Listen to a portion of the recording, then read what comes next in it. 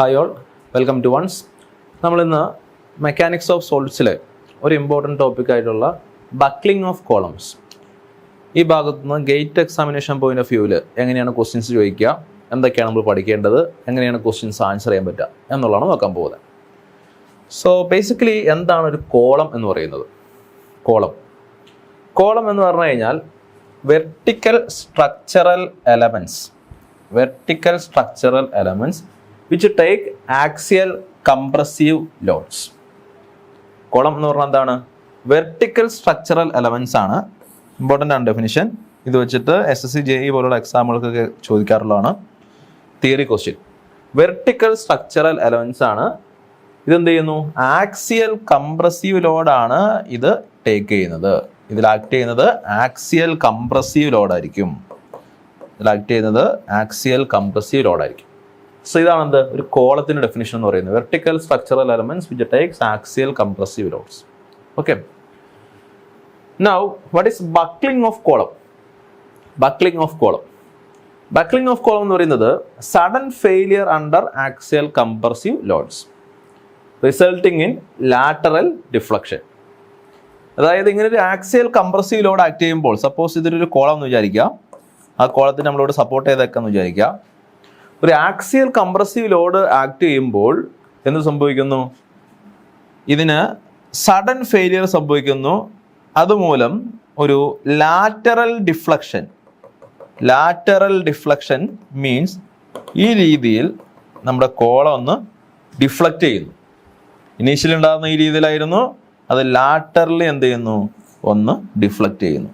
So ഈ രീതിയിലുള്ള failure, ഈ രീതിയിലുള്ള ഡിഫ്ലക്ഷൻ, അതിന് വിളിക്കുന്ന പേരാണെന്ത്? Buckling of column.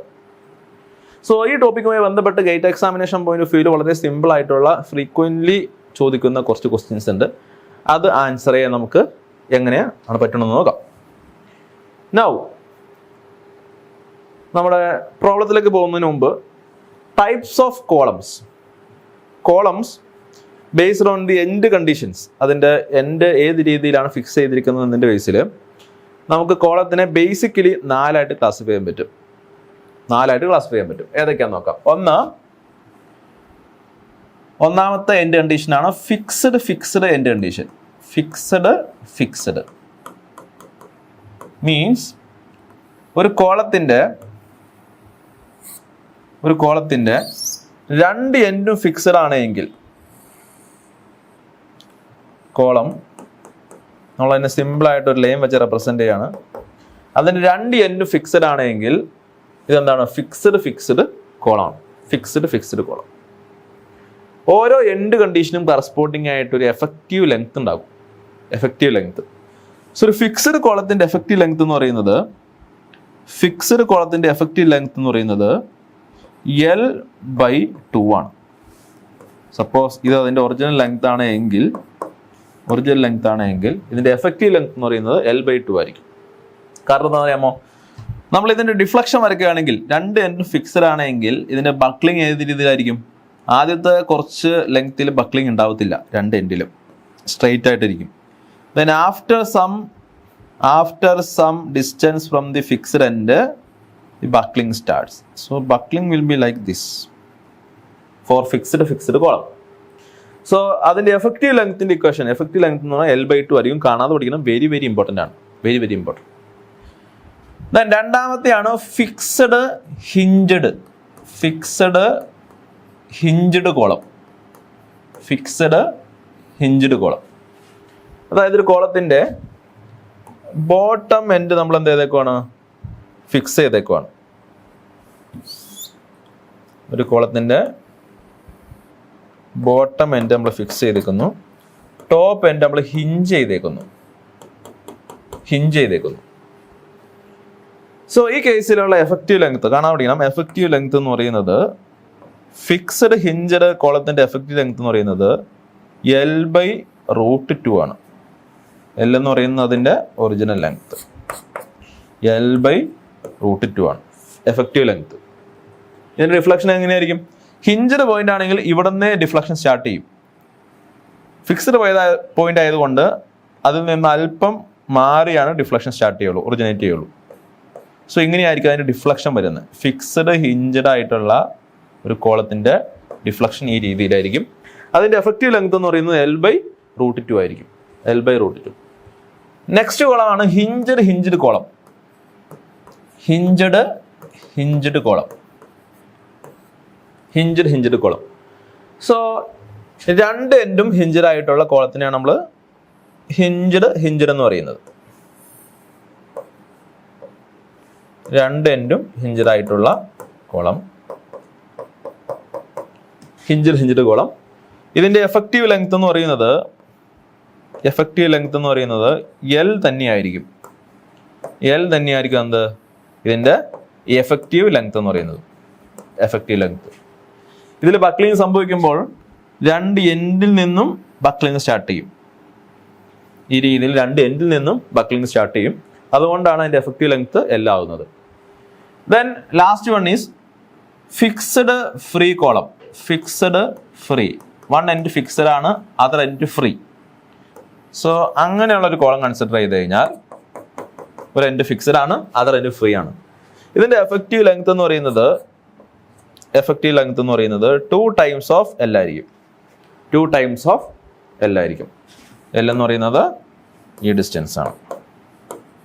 ഇതിന്റെ ഡിഫ്ലക്ഷൻ നടക്കുന്നത് എങ്ങനെയായിരിക്കും? ഇവിടെ ഡിഫ്ലക്ഷൻ ഉണ്ടാവത്തില്ല, ഇവിടുന്ന് അല്പം മാറി ഇങ്ങനെ വരും, ഇങ്ങനെ പുറത്തേക്ക് ഇങ്ങനെ ഓപ്പൺ ആയിട്ട് ഈ രീതിയിലായിരിക്കും ഇവിടെ ബക്ലിംഗ് എടുക്കുക.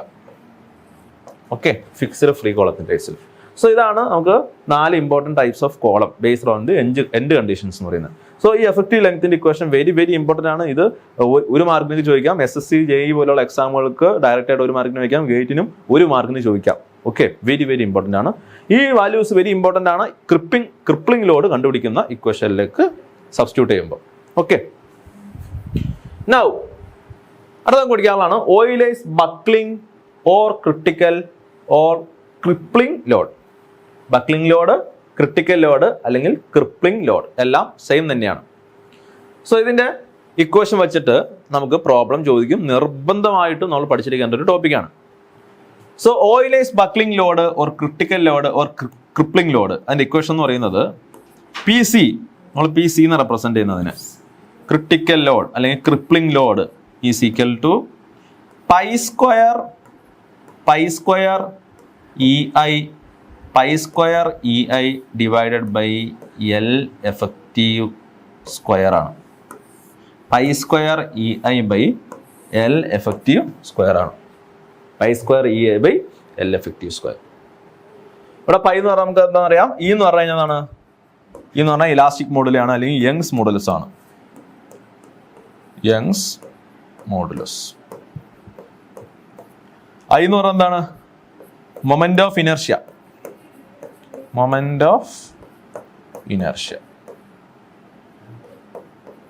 Area moment of inertia. Okay, L എന്ന് പറഞ്ഞാൽ എന്താണ്? Effective length.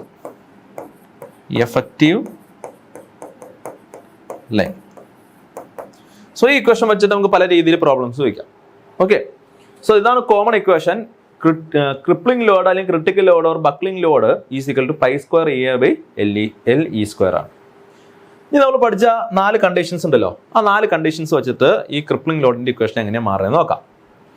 നമ്മുടെ ഒന്നാമത്തെ ബീം എന്താണ്? ഫിക്സ്ഡ് ബീം അല്ല, കോളം. ഒന്നാമത്തെ കോളം എന്താണ്? ഫിക്സ്ഡ് കോളമാണ് അല്ലേ? Fixed column. സോ ഫിക്സ്ഡ് കോളത്തിന്റെ കേസിൽ എഫക്റ്റീവ് ലെങ്ത് എന്ന് പറഞ്ഞാൽ എന്താണ്? നമുക്കറിയാം, എഫക്റ്റീവ് ലെങ്ത് എന്ന് പറഞ്ഞാൽ L/2 ആണ്. L/2. സോ ക്രിപ്ലിംഗ് ലോഡ് എന്തായിരിക്കും? Crippling load is equal to pi square EI divided by L എഫക്റ്റീവിന്റെ സ്ഥാനത്ത് L/2 ദി ഹോൾ സ്ക്വയർ എന്ന് വരും അല്ലേ? Then L square by 2 square എന്ന് വരും. ഈ 2 സ്ക്വയർ മുകളിൽ പോകുമ്പോൾ എന്താവും? മുകളിൽ 4 വരും. അഥവാ crippling load is equal to 4 into pi square into EI divided by L square എന്ന് വരും. ഇതാണ് ഫിക്സ്ഡ് ആയിട്ടുള്ള കോളത്തിന്റെ കേസിലുള്ള ക്രിപ്ലിംഗ് ലോഡിന്റെ ഇക്വേഷൻ. ദെൻ നെക്സ്റ്റ് എന്താണ്? ഫിക്സ്ഡ് ഹിഞ്ചഡ് ആയിട്ടുള്ള കോളം എടുത്തു കഴിഞ്ഞാൽ അതിന്റെ എഫക്റ്റീവ് ലെങ്ത് എന്ന് പറഞ്ഞു കഴിഞ്ഞാൽ നമുക്കറിയാം L/√2 ആണ്. L/√2. So crippling load will be equal എന്തായിരിക്കും? ക്രിപ്ലിംഗ് ലോഡിന്റെ ജനറൽ ഇക്വേഷൻ എന്ന് പറഞ്ഞു കഴിഞ്ഞാൽ pi square EI divided by L effective square ആണ്. സോ എൽ എഫക്റ്റീവിന്റെ സ്ഥാനത്ത് L by √2 the whole square എന്ന് വരും. So crippling load will be equal to √2ന്റെ സ്ക്വയർ 2 ആണ്. 2 മോളിൽ പോകുമ്പോൾ എന്താവും 2 into pi square into EI divided by L square എന്ന് വരും. Okay, next one is what? Hinged column. Hinged column എടുത്തു കഴിഞ്ഞാൽ നമുക്കറിയാം അതിന്റെ എഫക്റ്റീവ് ലെങ്ത്തിന്റെ ഇക്വേഷൻ എന്താണ്? Effective length equal to L തന്നെയാണ്. Crippling load will be equal to pi square EI divided by L square എന്ന് തന്നെ വരും. ഇവിടെ പ്രത്യേകിച്ച് മാറ്റം വരുന്നില്ല അല്ലെ. എഫക്റ്റീവ് ലെങ്ത് എൽ ആയതുകൊണ്ട് എന്താണ്? Pi square EI by L square തന്നെ വരും. The last one is what? Fixed free column എടുത്തു കഴിഞ്ഞാൽ നമുക്കറിയാം എഫക്റ്റീവ് ലെങ്ത് എന്ന് പറയുന്നത് 2 ടൈംസ് ഓഫ് എൽ ആണ്. So crippling load will be equal to pi square into EI divided by 2L the whole square എന്ന് വരും. So it will be equal to pi square EI divided by 4L square എന്ന് വരും. 4L square. So നോക്കിയേ, ഓരോന്നിന്റെ equation നോക്കിയേ. 4 pi square EI by L square, 2 pi square EI by L square, pi square EI by L square, pi square EI by 4L square. ഈ equation നമുക്ക് എന്ത് മനസ്സിലാക്കാൻ പറ്റും? ഏറ്റവും കൂടുതൽ ക്രിപ്ലിംഗ് ലോഡ് എവിടെ വരുന്നത്? ഒന്നാമത്തെ കേസിലാണ്. ഫിക്സ്ഡിന്റെ കേസിലാണ് ഏറ്റവും വലിയ ക്രിപ്ലിംഗ് ലോഡ് വരുന്നത് അല്ലെ. 4 pi square EI by L square. അതായത് ഇവിടെ ഫിക്സ്ഡ് എൻഡ് കണ്ടീഷൻ ആണ് എങ്കിൽ, ഒരു കോളം അതിന്റെ 2 എൻഡും ഫിക്സ്ഡ് ആണ് എങ്കിൽ, അത് ബക്കിൾ ചെയ്യാൻ അല്ലെങ്കിൽ ക്രിപ്ലിംഗ് സംഭവിക്കാൻ അല്ലെ വലിയ എമൗണ്ട് ലോഡ് ആവശ്യമാണെന്നാണ് ഇൻഡിക്കേറ്റ് ചെയ്യുന്നത്. ഏറ്റവും കുറവ് ബക്ലിംഗ് ലോഡ് വരുന്നത് എവിടെയാണ്? ഫിക്സ്ഡ് ഫ്രീയുടെ കേസിലാണ്. ഒരു എൻഡ് ഫിക്സ്ഡും മറ്റേ എൻഡ് ഫ്രീ ആണെങ്കിൽ ചെറിയൊരു ലോഡിൽ തന്നെ എന്ത് ചെയ്യും? അവിടെ ബക്ലിംഗ് സംഭവിക്കും. Pi square EI by L 4L square ആണ് അവിടുത്തെ ക്രിപ്ലിംഗ് ലോഡിന്റെ ഇക്വേഷൻ എന്ന് പറയുന്നത്. അതായത് very low value of crippling ലോഡാണ് എന്താണ്? ഫിക്സ്ഡ് ഫ്രീ എൻഡ് കണ്ടീഷനുള്ള നമ്മുടെ കോളത്തിനുള്ളത്. സോ ഇതാണ് പെട്ടെന്ന് ബക്കിളാവാൻ സാധ്യത കൂടുതൽ. ഇത് ഏറ്റവും പതിയെ ബക്കിളാകുന്ന ഒരു കോളമാണ്. ഓക്കെ, എക്സാമിനേഷൻ പോയിന്റ് ഓഫ് വ്യൂവിൽ നിങ്ങൾക്ക് ഇത് തമ്മിലുള്ള റേഷ്യോസ് വയ്ക്കാം. What is the ratio of buckling load between fixed and fixed hinged, or between fixed and hinged, or between fixed and fixed free. രണ്ടും തമ്മിലുള്ള റേഷ്യോസ് ചോദിക്കാം. വെരി വെരി ഇമ്പോർട്ടൻ്റ് ആണ്. Ratios ഒക്കെ നമ്മൾ ഇക്വേഷനിൽ നിന്ന് നമുക്ക് എടുക്കാൻ പറ്റും. ഓക്കെ, ഇക്വേഷൻ എഴുതി കഴിഞ്ഞാൽ നമുക്ക് റേഷ്യോ ആയിട്ട് എഴുതി കഴിഞ്ഞാൽ നമുക്ക് നമ്മുടെ റേഷ്യോ എത്രയാണെന്ന് എഴുതാൻ പറ്റും. ഓക്കെ, സോ അതിനെയാണ് നമുക്ക് ഈ ക്രിപ്ലിംഗ് ലോഡ് എന്നുള്ള സെഷനിൽ നമുക്ക് പഠിക്കാനുള്ളത്. നെക്സ്റ്റ് നമുക്ക് ഒരു പ്രോബ്ലം നോക്കി കഴിഞ്ഞാൽ സ്ലെൻഡർനെസ് റേഷ്യോ എന്താണെന്ന് ചോദിച്ചിരിക്കുന്നത്. Slenderness ratio. സോ പ്രോബ്ലത്തിലേക്ക് പോകുന്നതിന് മുമ്പ് എന്താണ് സ്ലെൻഡർനെസ് റേഷ്യോ എന്ന് പറയാം.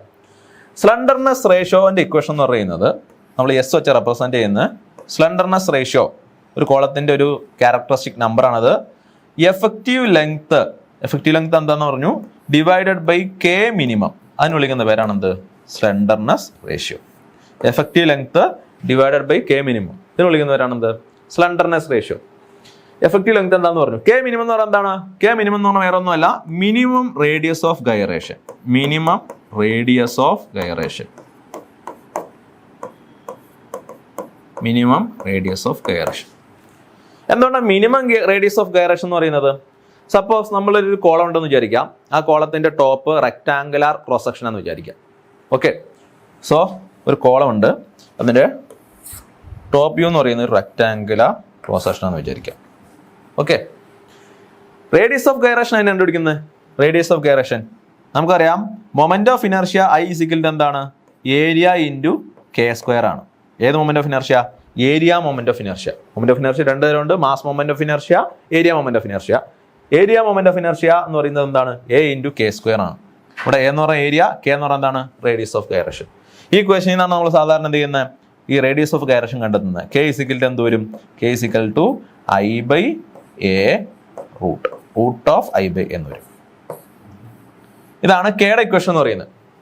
ഇനി ഈ ഐയുടെ വാല്യൂ 2 വാല്യൂസ് വരാൻ സാധ്യതയുണ്ട്. 2 വാല്യൂസ് വരും. എന്തൊക്കെയാന്ന് നോക്കാം. ഇപ്പം നമ്മുടെ കോളം എന്ന് പറയുന്നത് റെക്ടാങ്കുലാർ കോളം എന്ന് വിചാരിക്കാം. റെക്ടാങ്കുലാർ കോളം എന്ന് വിചാരിക്കാം. അതിൻ്റെ ബ്രെഡ്ത്ത് B ആണ്, അതിൻ്റെ ഡെപ്ത് D ആണെന്ന് വിചാരിക്കാം. ബ്രെഡ്ത്ത് B ആണ്, ഇതിൻ്റെ ഡെപ്ത് D ആണ്. ഇതിൻ്റെ മൊമെന്റ് ഓഫ് ഇനർഷ്യ എത്രയാണ്? Moment of inertia? നമ്മൾ പഠിച്ചിട്ടുണ്ട് moment of inertia is equal B D cube by 12. പക്ഷേ ഇത് മാത്രമാണ് മൊമെന്റ് ഓഫ് ഇനർഷ്യ എന്ന് പറയുന്നത്? അല്ല. ഇതിന്റെ മൊമെന്റ് ഓഫ് ഇനർഷ്യ എന്ന് പറയുന്നത് നമുക്ക് 2 ആക്സിസിന് എബൌട്ട് ആയിട്ട് പറയാൻ പറ്റും. 2 ആക്സിസിന് എബൌട്ട് ആയിട്ട് പറയാൻ പറ്റും. അതായത് ഈ ക്രോസ് സെക്ഷന് 2 ആക്സിസ് ഉണ്ട്. എന്താണ്? ഒരു എക്സ് എക്സ് ആക്സിസും ഉണ്ട്, ഒരു വൈ വൈ ആക്സിസും ഉണ്ട്. Y Y axis. So moment of inertia about X X axis. Moment of inertia about X X axis. Moment of inertia about X X axis എന്ന് പറയുന്നത് ഐ എക്സ് എക്സ് എന്ന് പറയുന്നത് ഈ എക്സ് എക്സിന് parallel ആയിട്ടുള്ള side, X ആക്സിന് parallel ആയിട്ടുള്ള side into എക്സസിന് perpendicular ആയിട്ടുള്ള side, perpendicular ആയിട്ടുള്ള സൈഡ് അതിൻ്റെ ക്യൂബ് ഡിവൈഡഡ് ബൈ 12 ആയിരിക്കും. Moment of inertia about X axis എന്ന് പറയുന്നത് ഈ എക്സ് എക്സ് ആക്സിസിന് പാരലൽ ആയിട്ടുള്ള സൈഡ് ഇൻറ്റു അതിന് പെർപെൻഡിക്കുലർ ആയിട്ടുള്ള സൈഡ് ഡിവൈഡഡ് ബൈ 12 ആയിരിക്കും. സോ നമ്മൾ ഈ ഫിഗർ എടുത്തു കഴിഞ്ഞാൽ ഇതാണ് എക്സ് ആക്സിസ്, അതിന് പാരലൽ ആയിട്ടുള്ള സൈഡ് ബി ആണ്, അതിന് പെർപെൻഡിക്കുലർ ആയിട്ടുള്ള സൈഡ് എന്താണ്? ഡി ആണ്. സോ ഐ എക്സ് എക്സിന്റെ വാല്യൂ ആണ് എന്ത്? B D cube by 12. B D cube by 12. Similarly ഈ cross section I Y Y ഉണ്ട്. ഐ വൈ വൈ എന്ന് പറയുന്നത് എന്താണ്? ഐ വൈ വൈ എന്ന് പറയുന്നില്ല, വൈ വൈക്ക് പാരലൽ ആയിട്ടുള്ള സൈഡ്, വൈ വൈ ആക്സിന് പാരലൽ ആയിട്ടുള്ള സൈഡ് ഇൻറ്റു വൈ വൈ ആക്സിന് പെർപെൻഡിക്കുലർ ആയിട്ടുള്ള സൈഡ് അതിൻ്റെ ക്യൂബ് ഡിവൈഡഡ് ബൈ 12 ആണ്. സോ വൈ വൈ ആക്സിന് പാരലൽ ആയിട്ടുള്ള സൈഡ് ഏതാ? ഡെപ്ത് ആണ്. So depth into perpendicular side എന്താണ്? ബ്രെഡ്ത്ത് ആണ്. ബ്രെഡ്ത്തിന്റെ ക്യൂബ് ബൈ 12. സോ ഇങ്ങനെ 2 മൊമെന്റ് ഓഫ് ഇനർഷ്യ വരും. 2 മൊമെന്റ് ഓഫ് ഇനർഷ്യ ഒരു ക്രോസ് സെക്ഷന് അതിന്റെ പ്ലെയിൻ എബൌട്ട് ആയിട്ട് 2 മൊമെന്റ് ഓഫ് ഇനർഷ്യ വരും.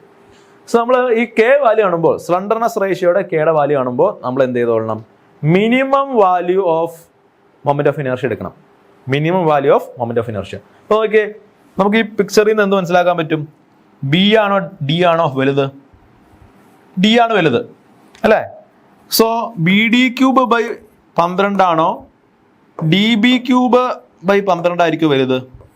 സ്വാഭാവികമായിട്ടും ബി ഡി ക്യൂബ് ബൈ 12 ആയിരിക്കും വലുത്. കാരണം ഡിയുടെ വാല്യൂ വലുതാണ്. സോ അതിന്റെ ക്യൂബ് എന്ന് പറയുമ്പോൾ വലിയ വാല്യൂ വരും. സോ ഇവിടെ എന്താണ്? ബിയുടെ വാല്യൂ ചെറുതാണ്, അതിന്റെ ക്യൂബ് എന്ന് പറയുമ്പോൾ ചെറിയ വാല്യൂ ആയിരിക്കും. സോ ഈ രണ്ടെണ്ണത്തിൽ ചെറിയ വാല്യൂ ഏതാണോ അതാണ് നമ്മൾ റേഡിയസ് ഓഫ് ഗൈറേഷൻ കണ്ടുപിടിക്കുമ്പോൾ എടുക്കുന്ന മൊമെന്റ് ഓഫ് ഇനർഷ്യ ആയിട്ട് എടുക്കേണ്ടത്. ഓക്കെ, അതുകൊണ്ടാണ് നമ്മളിവിടെ കെ മിനിമം എന്ന് പറഞ്ഞത്, minimum radius of gyration. Okay, so ഇത്രയും കാര്യങ്ങൾ അറിഞ്ഞിരുന്നാലാണ് നമുക്ക് ഈ പ്രോബ്ലം ചെയ്യാൻ പറ്റുള്ളൂ. Okay, so radius of gyration slenderness ratio എന്ന് പറഞ്ഞാൽ എന്താണ്? L E by K minimum ആണ്. കെ മിനിമം എന്ന് പറഞ്ഞാൽ മിനിമം റേഡിയസ് ഓഫ് ഗൈറേഷൻ ആണ്. ഈ കെയുടെ ഇക്വേഷൻ എന്ന് പറയുന്നത് √(i/a) ആണ്. ഇവിടെ ഐ നമ്മൾ കാൽക്കുലേറ്റ് ചെയ്യുമ്പോൾ മിനിമം വാല്യൂ എടുക്കണം. Minimum value of moment of inertia എടുക്കണം. ഇത്രയും കാര്യങ്ങൾ മനസ്സിലാക്കുക. ഇനി ഈ പ്രോബ്ലം ചെയ്ത് കഴിഞ്ഞാൽ നിങ്ങൾക്ക് വളരെ സിമ്പിൾ ആയിട്ട് ഈ പ്രോബ്ലം ചെയ്യാൻ പറ്റും. ഓക്കെ, നോക്കാം. So a column has rectangular cross section of 10 into 20 mm. ഒരു കോളം അതിന് റെക്ടാങ്കുലർ ക്രോസ് സെക്ഷൻ ആണ്.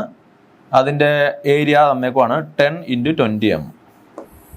ചെറിയ സൈഡ് 10, വലിയ side 20. Okay, and of length 1 meter. കോളത്തിൻ്റെ ലെങ്ത് തന്നേക്കുവാണ് 1 meter. Cross section 10 into 20. Slenderness ratio of the column is dash. Slenderness ratio എത്രയാണെന്ന് ചോദിച്ചിരിക്കുന്നത്. നമുക്കറിയാം slenderness ratio equal to L effective by K minimum ആണ്. So നമ്മൾ length is equal 1 meter എന്ന് പറഞ്ഞിട്ടുണ്ട്. So അതിന്റെ എഫക്റ്റീവ് ലെങ്ത് എന്ന് പറയുന്നത് 1 meter തന്നെ എടുക്കാം. Length is equal to 1 meter. Length is equal to 1 meter. K minimum കണ്ടുപിടിക്കണം. കെ മിനിമം എങ്ങനെ കണ്ടുപിടിക്കുന്നത്? കെ മിനിമം നമുക്കറിയാം. K minimum is equal to, K minimum എന്ന് പറഞ്ഞാൽ എന്താണ്? √(i minimum by a) ആണ്. I minimum by A. ഇവിടെ ഐ മിനിമം എന്ന് എഴുതുക കേട്ടോ. ഐ മിനിമം ബൈ എ ആണ് അല്ലേ? ഈ ഐ മിനിമം എന്ന് പറഞ്ഞാൽ എത്രയാണ്? I minimum is equal to എന്ത് വരും? ഓക്കെ, ഇവിടെ ബ്രെഡ്ത്ത് ബി ആണ്, ഡെപ്ത് ബ്രെഡ്ത്ത് 10 ആണ്, ഡെപ്ത് 20 ആണ്.